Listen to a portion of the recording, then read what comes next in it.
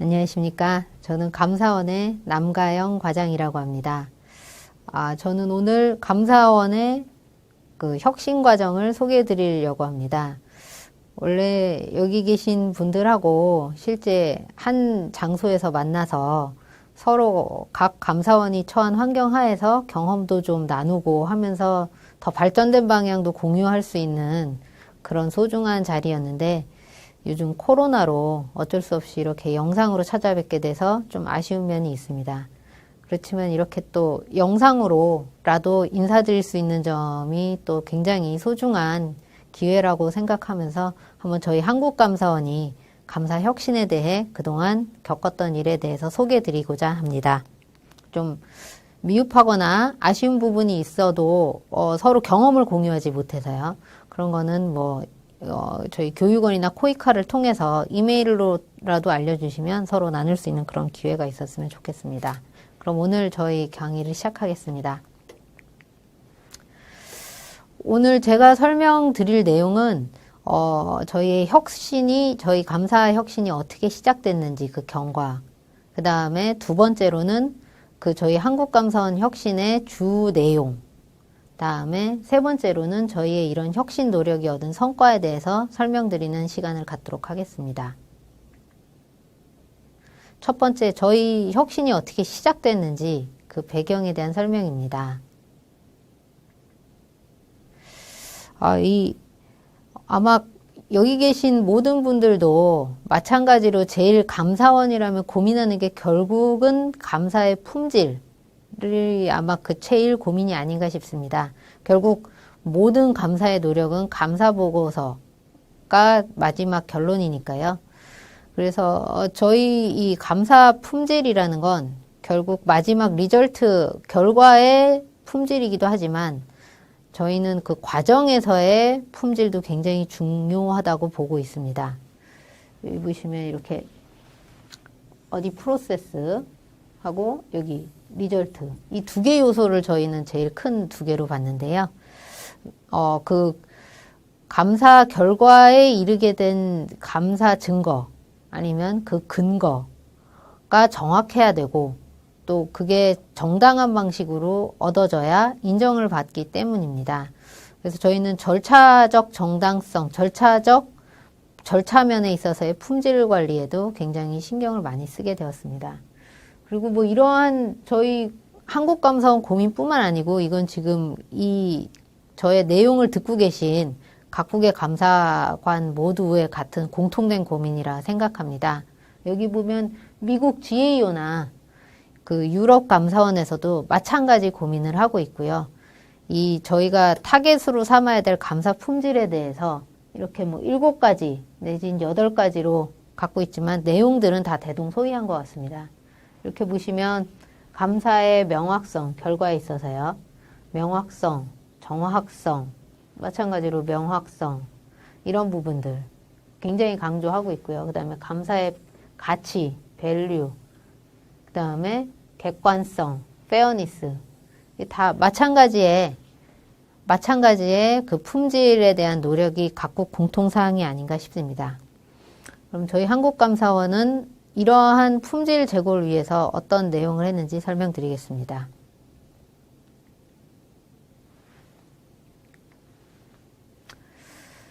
먼저 저희 한국감사원의 감사 혁신 노력을 설명드리기에 앞서 먼저 각국마다 감사원 기능이 조금씩 다르니까요. 개괄적으로 간략히 저희 감사원의 기능을 소개드리면 저희는 1963년도 이후부터는 회계 감사 뿐만 아니고 저희는 직무 감찰도 동시에 수행하고 있습니다.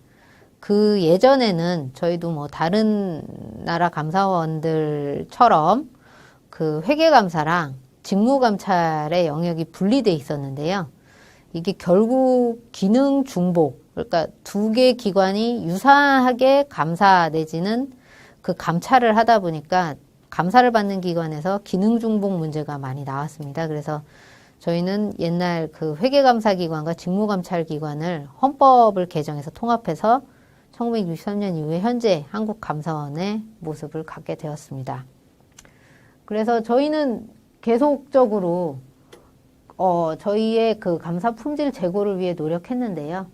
그러면서도 이제 아무래도 인력도 많이 늘고 그 다음에 역할도 많이 바뀌었습니다. 그래서 여기 보시면 인력도 90년대 700명에서 2015년 기준으로는 약 1000명 정도 수준으로 늘었고요.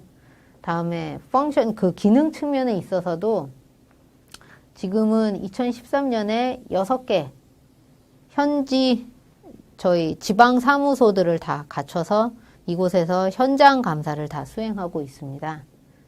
그리고 계속적으로 저희 감사 내용, 연구원도 2005년 설립했고요. 또 저희 감사 기능에 있어서도 계속 그 공공기관 그 감사국을 만들어 가지고요. 그 각 자체 감사, 인터널 어디티에 대해서 저희가 그 지원을 해드리는 그런 역할도 하고 있습니다.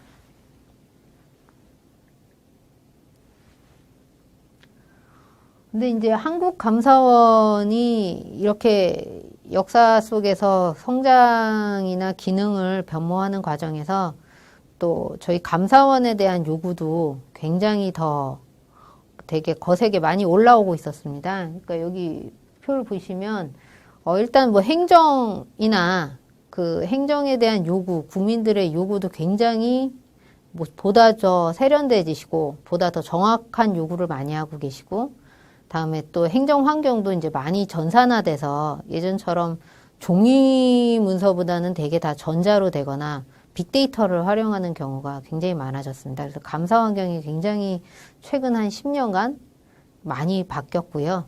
그 다음에 또 어쨌든 이 행정 사회적으로 발전을 하면서 국민께서도 굉장히 투명성에 대한 요구가 많아지셨습니다. 그래서 여기 보시면 이게 이제 국민들이나 아니면 기관 단체들에서 저희한테 감사를 청구한 건수인데요.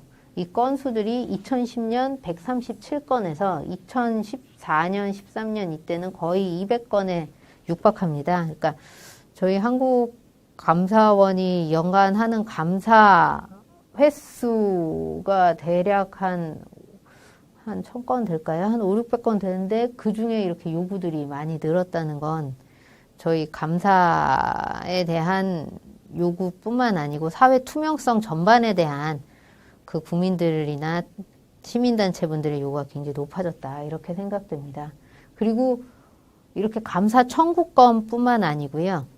직접 좀 이런 제보, 감사 제보라든지 민원을 제출하신 건도 2010년 여기 10만 건, 만 건에서 14,000건으로 굉장히 늘어나고 있습니다. 그래서 저희 감사원 입장에서는 이렇게 많이 수요를 올려주시는 게 저희에 대한 어쨌든 감사 기능에 대한 기대라고 생각도 되지만 또 역으로 양면의 동전처럼 생각하면 저희가 제대로 감사하지 않거나 조사하지 않으면 또 저희에겐 굉장히 위협이 되는 그런 요인이기도 해서 굉장히 저희가 그때 고민을 많이 하고 있었던 상황이었습니다.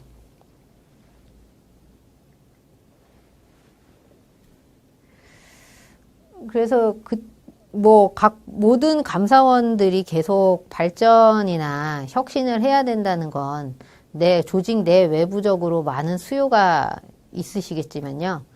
이제 저희가 겪었던 건 지난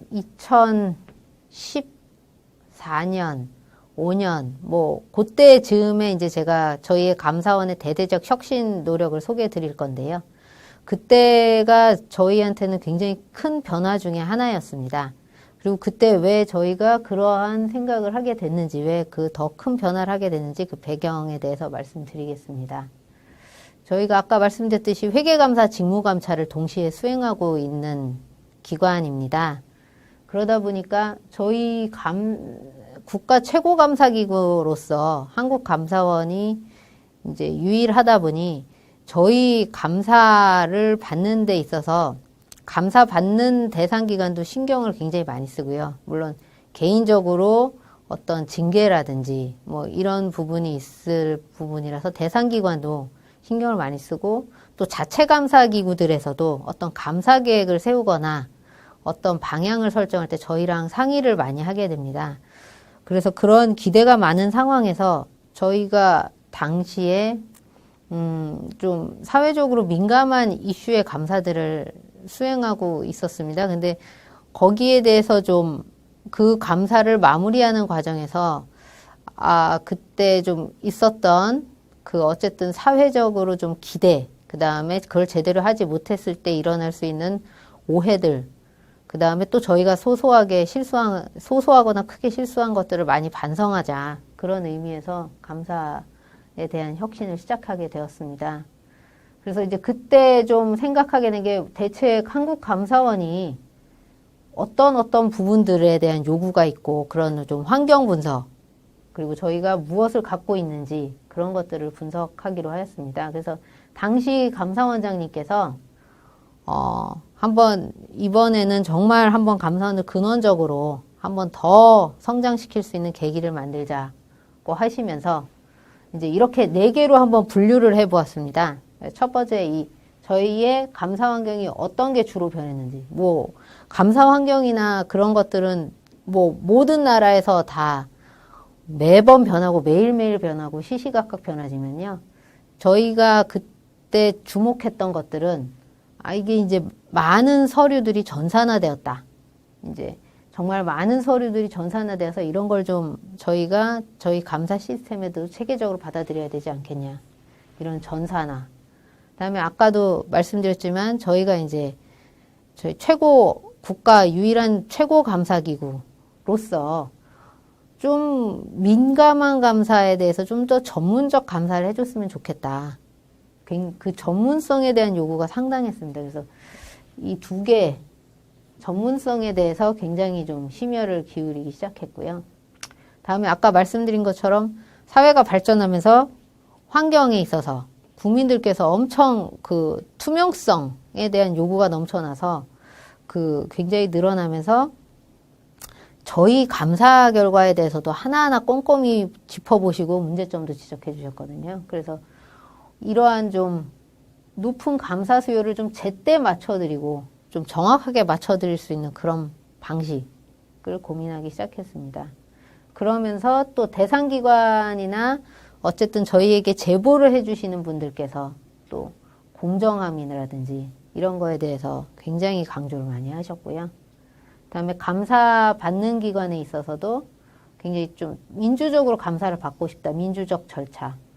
그러니까 좀 더 자기네들의 의견을 피력할 수 있고 좀 더 자기네들의 증거나 자기네들의 의견을 많이 제출할 수 있는 그런 기회를 가졌으면 좋겠다. 그런 의견들이 많으셨습니다. 그리고는 저희 내부적으로도 좀 더 효율적인 감사 시스템 이런 것들을 뒷받침할 수 있는 이런 시스템이나 문화 이런 것들을 어떻게 이번에 재정돈할 수 있는지 그런 기회로 삼자 이런 얘기들을 하기 시작하셨습니다.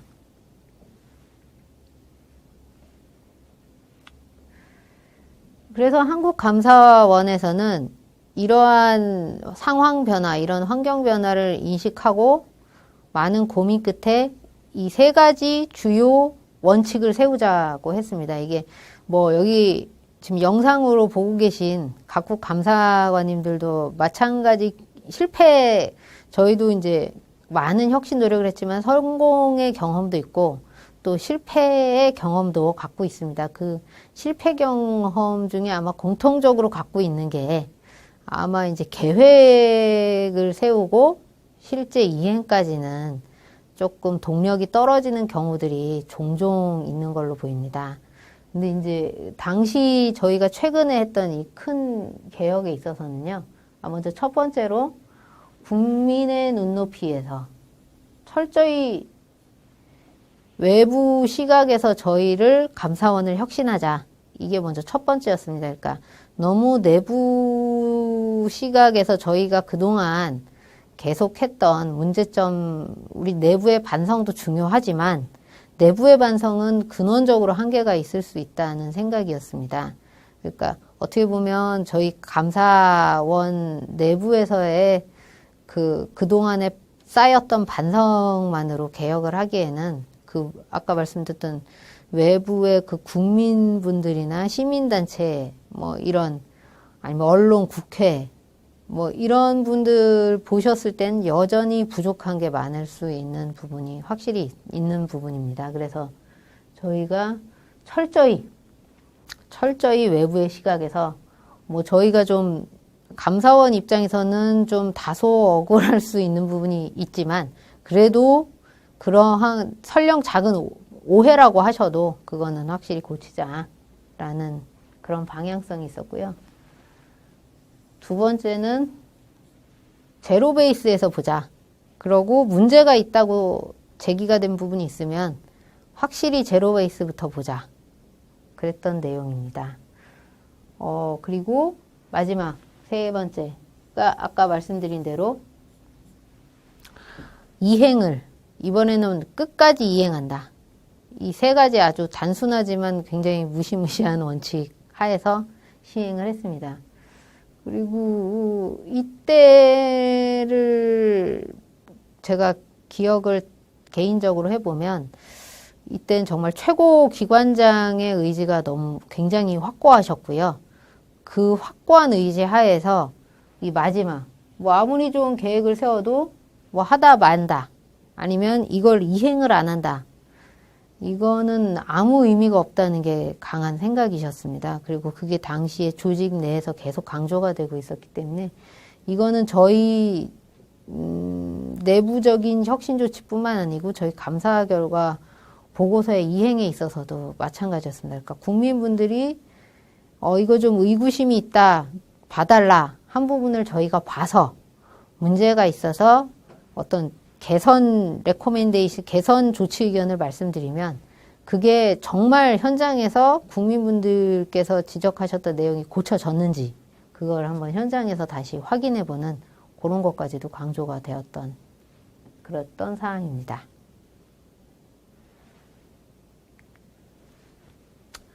예. 그래서 이걸 좀 설명드리고 싶었습니다. 그러니까 흔히 각국에서 감사 경험 혁신을 할 때 물론 컨텐츠적인 측면에서 어떤 걸 고칠 거냐 이런 부분도 굉장히 고민을 많이 하시겠지만요. 사실 고칠 거냐의 그 아이디어가 실제 현장에서 고쳐지려면 이걸 고칠 사람들이 있어야 됩니다. 그리고 이 사람들을 어떻게 관리할 것이며 그 사람들이 제기한 고치고자 했던 그런 사항들이 어떻게 진행되는지 계속 관리를 해야겠죠. 그래서 제가 오늘 소개해드릴 2015년 저희 2015년 13, 14, 15 이때 경험이 저희가 그래도 제가 이 자리에서 여러분들께 설명드릴 사안으로 오기까지는 이 오거나이제이션 측면에서 좀 정돈이 잘 되지 않았었나라는 생각입니다. 아까 첫 번째 국민의 시각에서 하겠다라는 내용이 있었지 않습니까? 그래서 그 내용으로 인해서 저희 이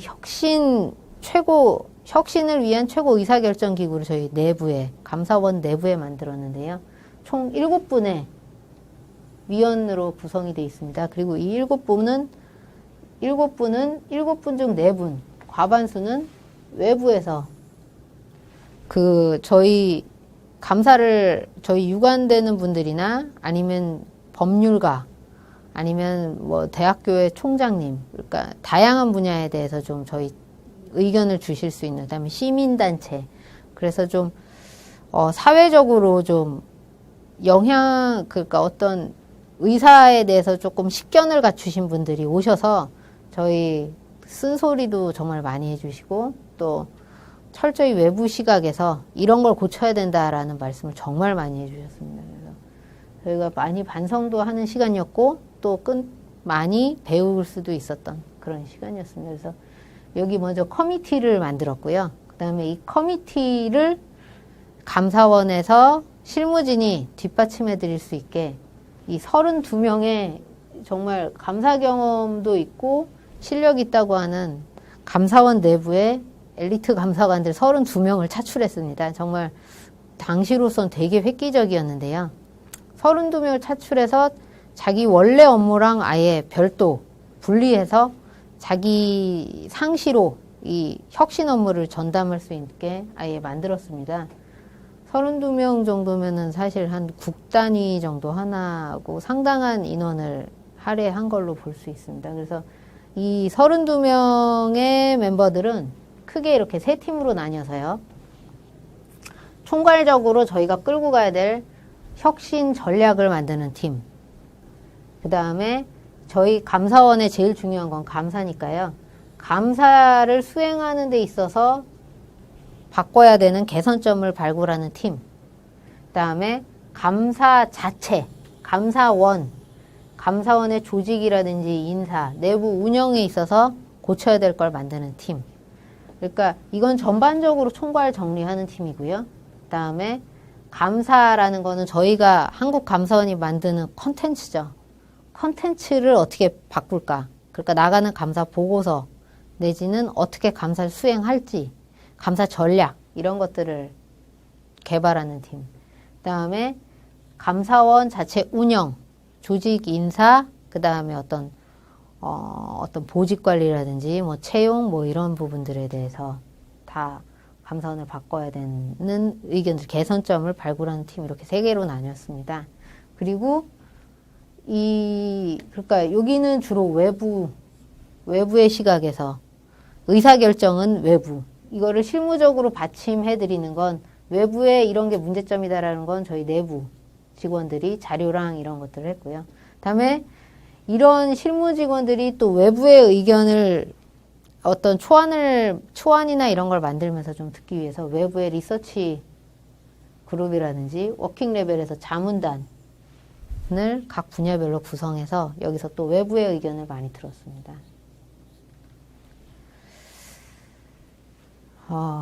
이게 지금 여러분들께 이렇게 영상으로 설명드려 아쉽긴 한데 여기 계시면은 사실 이 부분에 대해서 사실 많이 서로 각국의 경험들 얘기를 해드릴 수 있는데요.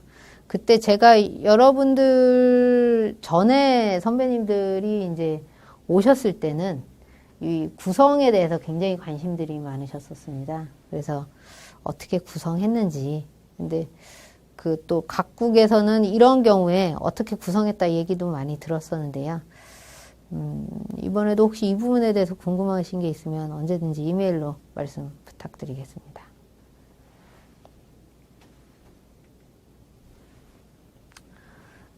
이런 앞서 말씀드린 이런 혁신 오거나이제이션 그룹 하에서 저희가 이제 방향성을 잡는 거는 목표와 핵심 전략은 이렇게 잡았습니다. 목표는 제일 신뢰받는 기관, 한국감사원이 국가기관 중에 제일 신뢰받는 기관이 되자, 국민으로부터. 그리고 이를 위해서 아까 처음 말씀드린 감사 품질을 이끌어 올려야 되는데요. 모든 품질을 다 올리려고 노력해야겠지만 사실 다 올리는 게 쉽지 않습니다. 그리고 여러 분야의 그 밸류들을 다 올리려면 이게 분산이 돼서 이게 의미가 없어지는 경우도 많고요.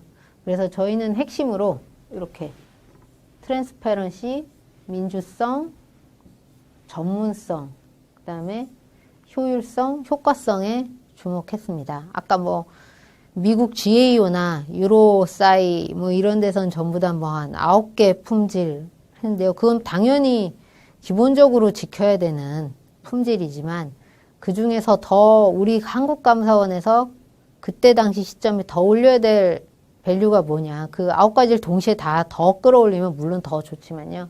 그건 현실적으로 어렵기 때문에 저희가 제일 혼도 많이 나고 또 오해도 많이 사고 했던 부분, 또 부족했던 부분들에 대해서 이렇게 주목을 했습니다. 그래서 요 각각의 부분에 대해서 간략히 설명드릴 수 있도록 하겠습니다. 그래서 이 투명성과 관련해서 뭐 개략적으로 설명드리면요.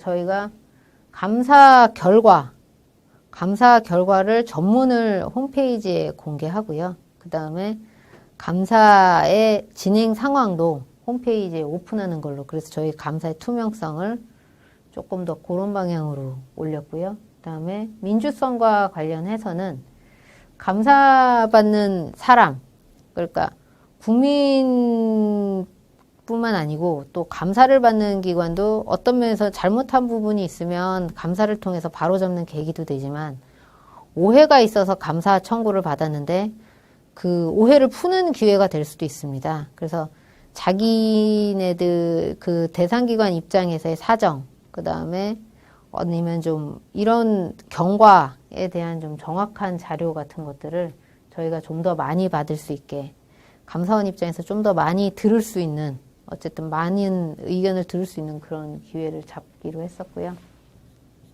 굉장히 대폭 보강을 했었습니다.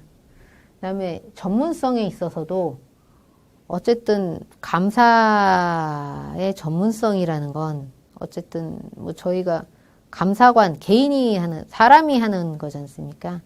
그러니까 개개인의 감사관의 전문성을 높이고 이 개개인이 뭉쳐서 조직의 전문성도 높일 수 있도록 그 인사 시스템이라든지 리크루트랑 여기 보직 관리에 대한 시스템을 대대적으로 고쳤습니다. 그 다음에 저희가 내부적으로 노력은 하지만 뭐 굉장히 앞서가는 IT 분야라든지 아니면 뭐 보건, 뭐 바이오, 뭐 이런 부분들 아니면 뭐 이런 부분 그런 굉장히 첨단 산업 분야에 있어서는 저희가 쫓아가기가 쉽지 않은 분야들이 있거든요. 그런 부분들은 외부 전문가들을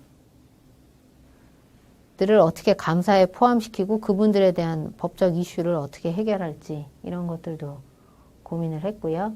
그다음에 신규 직원분들을 뽑고 이들에 대한 교육과 기존 직원에 대한 보수 교육에 대해서도 굉장히 개선을 하기로 하였습니다. 그다음에 마지막으로 감사의 효율성 측면에 있어서는 아까 말씀드린 대로 이제 종이로 된 문서를 이제 다 보던 시절은 이제 거의 종이로도 물론 이제 정말 뭐 어쩔 수 없는 보안 문서들은 여전히 종이 문서로 보겠지만요. 많이 이제 전산화가 됐고 이 전산화를 넘어서서 이제 빅데이터라 불리는 이런 자료들을 분석을 해서 저희가 감사를 접근하고 대상 기관의 위험을 평가하는 시스템으로 저희가 개선을 하고자 노력했습니다. 그래서 IT 시스템에 대해서 그때 굉장히 많이 노력을 기울였던 걸로 기억합니다.